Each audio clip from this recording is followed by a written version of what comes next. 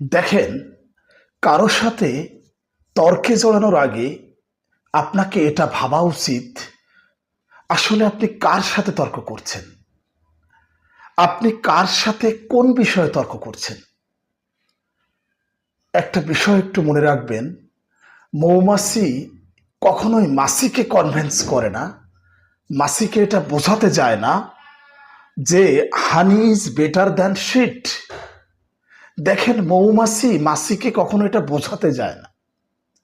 তার অর্থ হচ্ছে এরকম, আপনি আসলে কার সাথে তর্ক করছেন, কোন বিষয়ে তর্ক করছেন, এটা আপনাকেই নির্ধারণ করতে হবে। সত্যিকার অর্থে এই পৃথিবীতে সবাই কিন্তু সবকিছু সঠিকভাবে বোঝে না। সে ততটুকুই বুঝবে যতটুকু তার মাথায় আছে, সে ততটুকুই বোঝার ক্যাপাসিটি রাখে যতটুকু তার মাথায় আছে।